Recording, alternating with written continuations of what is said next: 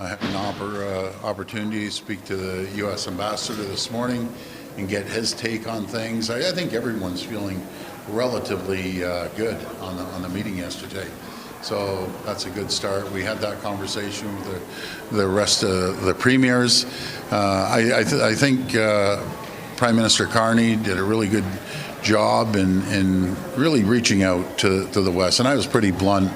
I said, you know, it's time that your government starts showing some love to Saskatchewan and Alberta, because as I said, like, the last Prime Minister showed no love. Matter of fact, to the contrary.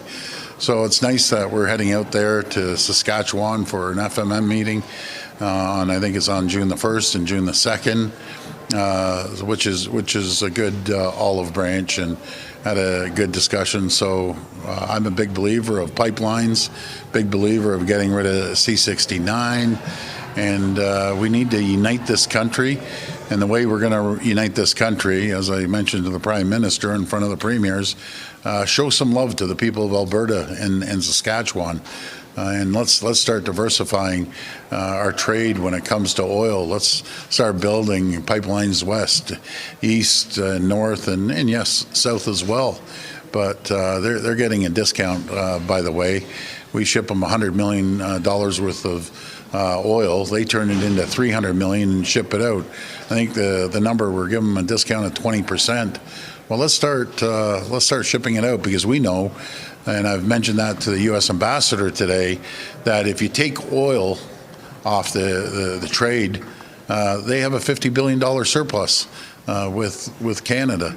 And I encourage them, let's start moving forward. Let's sign a deal, and let's bring certainty and build this AMCAN fortress that I've been talking about for a number of months. And that was our conversation for the most part. Are you hopeful that you can diffuse the Alberta secession movement with this kind of talk? I mean, was there any talk about Premier Smith's potential referendum?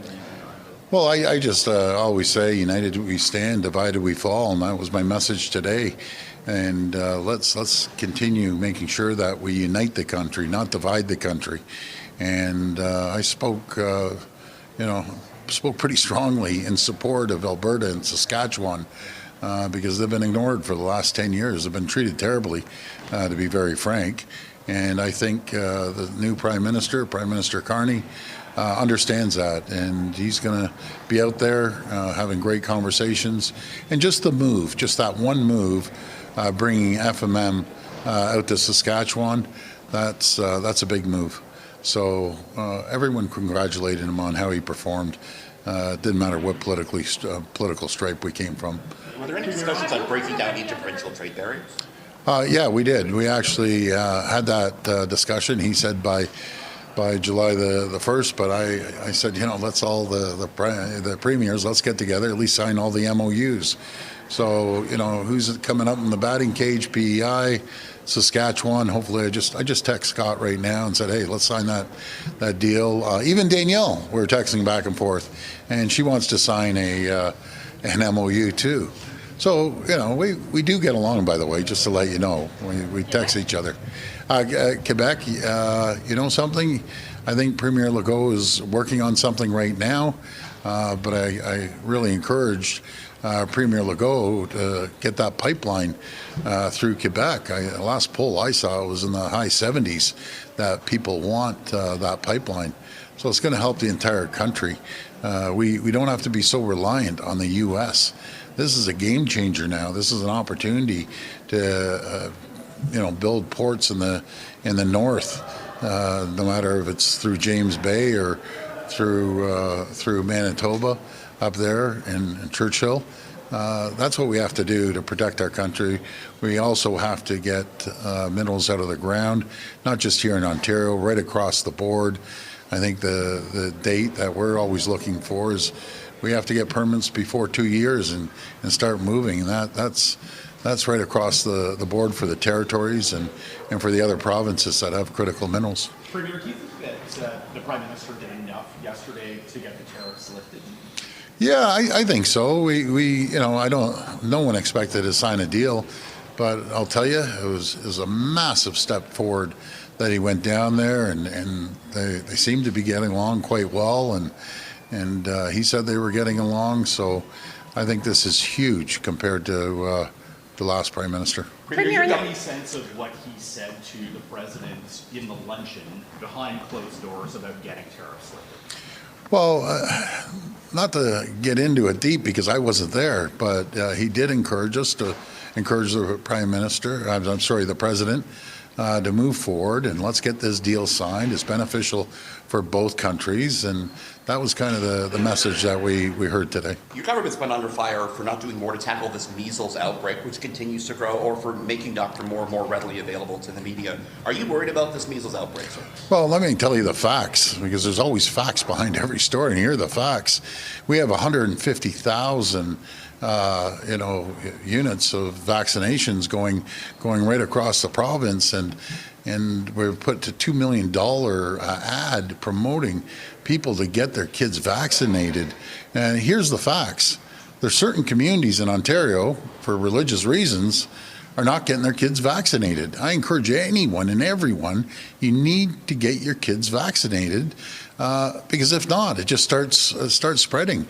So we've been working with a chief medical officer of health and also local medical officers.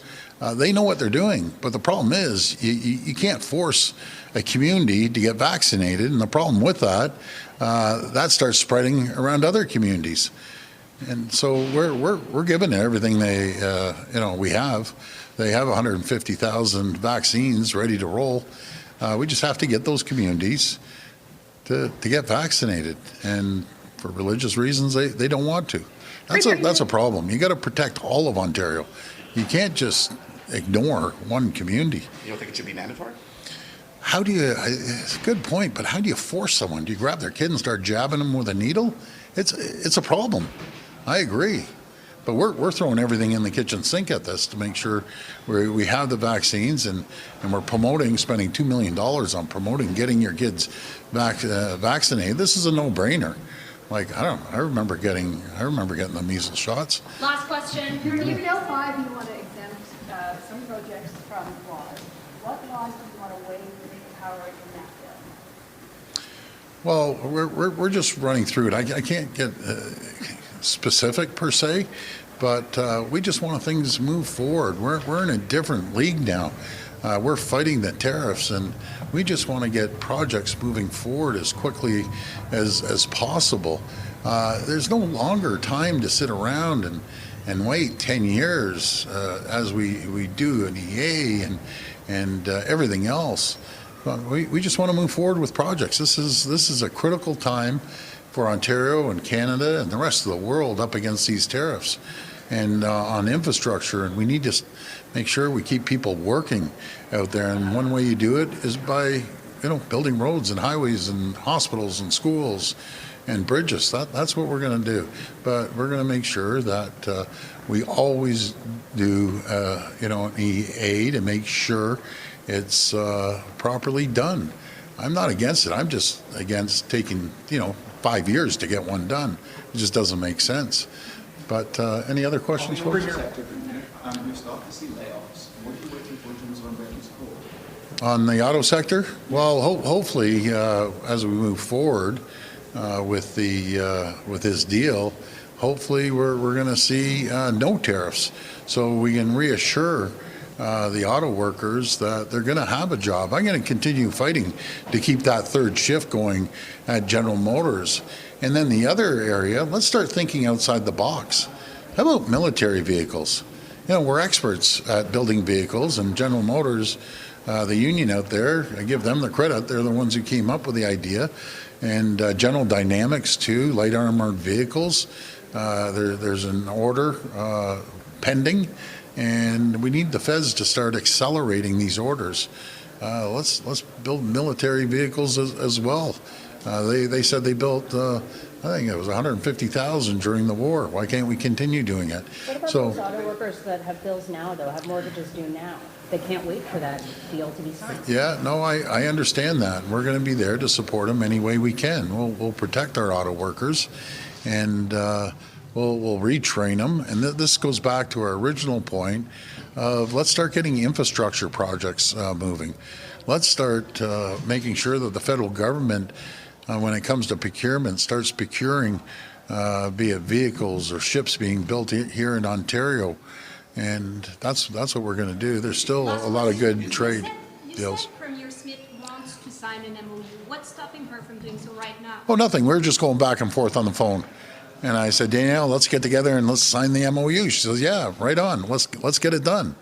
Like, we get along. I think there's this big misnomer that we don't get along. I could call her up right now and say, come to Toronto. We'll be going out for lunch. So there's not this big rift that everyone's playing out. I just want to support the people of Alberta and Saskatchewan. They've been ignored for a decade now, and I support them. It's as simple as that. Did the premiers tell her that maybe having a referendum isn't such a great idea against the backdrop of these annexation threats from the United States? You're saying, why did we fall? Yeah. Is that did the premiers? No one brought that up. Maybe that comes on a private conversation.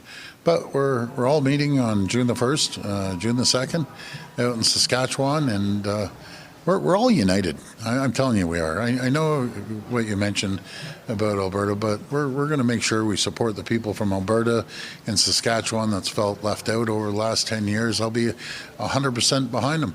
And I want to build those pipelines on one condition. They use Ontario steel.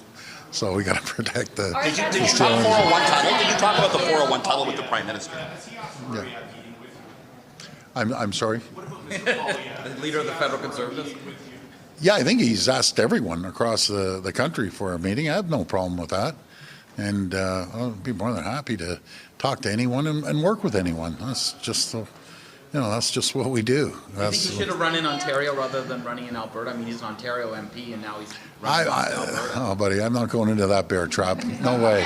Did the You just 401 go tunnel there. come up? Did the 401 tunnel come up with the Prime Minister? Yeah, so everyone. So what the Prime Minister did, he asked everyone to give him five priorities on large national infrastructure projects, and you saw my letter, and yes, the tunnel is there. I just rattled off our 5 like everyone else was rattling off theirs. But you know what's exciting? I have my finance minister somewhere here.